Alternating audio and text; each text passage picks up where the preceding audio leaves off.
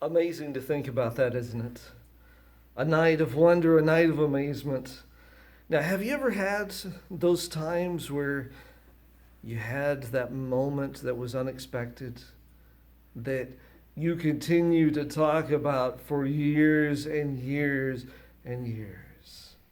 That was the night for the shepherds. Oh, now, the way that the scriptures picture it, we can't even fathom how intense and the spectrum was with that night. But let's picture this together. Shepherds are sitting there after a day with their sheep, probably sitting around the firesides. But they're not just sitting around the fire having normal chit chat. They're sitting discussing the prophecies that describe Jesus coming.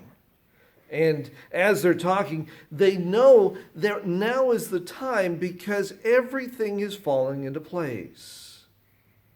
Now, as this is being said, can you imagine what's going on behind the veil where we can't see all these angels in eager anticipation, ready to burst out to give them the good news? But Gabriel was assigned to be the one that gave them to the news to start with. They're discussing this, and we're told that Gabriel comes out with extreme glory, and it makes them fall on their face. Now, I don't know about you. I haven't been in the presence of extreme glory as of yet, but it seems from a biblical perspective that that was the norm when you were in such shock. But I love how every time this happens, the first thing that's said to anyone is, "Don't be afraid." But then the angel Gabriel gives them other news where he says this, "I have amazing news for you right now. In the town of David, there is born not a Savior, the Savior," talking about Emmanuel himself. Emmanuel has been born. Oh, the news that they had been waiting for ages upon ages upon ages had now happened. The shepherds are so excited that they can't contain the excitement. The sheep are waking up because of all this excitement. But what we forget is how excited the angel host is. The entire courts of heaven leave heaven's gates itself and come down to that field that dark Bethlehem night.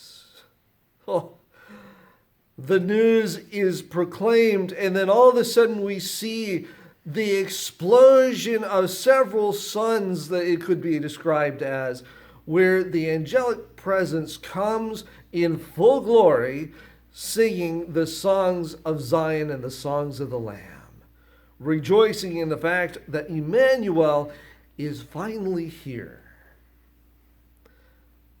They're given instructions,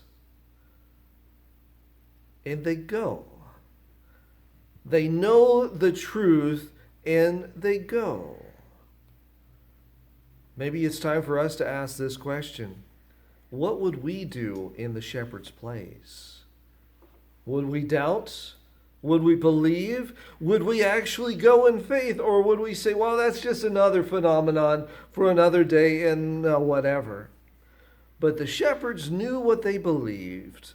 They were rock solid in their beliefs. They knew the timing was right, and they went. They went because of their belief. They went, they found where Mary and Joseph with the little Jesus was. And they came and they worshiped Jesus.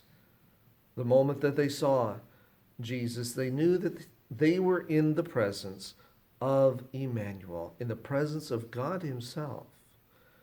But then we see a shift in the story where it's about 2 years later that the wise men come. And they come to the house where Mary and Joseph and the little Jesus are abiding at that time. And they give them gifts pointing to not just what was needed for that time, but pointing to truly who Jesus is and who he always will be. Now, in the times that we're living in right now, we know and we have assurance that because Jesus came the first time, that he will keep his promise and he will come again. Our lives now, he calls us to be all about his service, to go and continue to keep giving back to others. And as we're giving back to others, what he continues to call us to do is ring those bells. Get people to rejoice in the goodness of who he is and that he has come and that we have life eternal.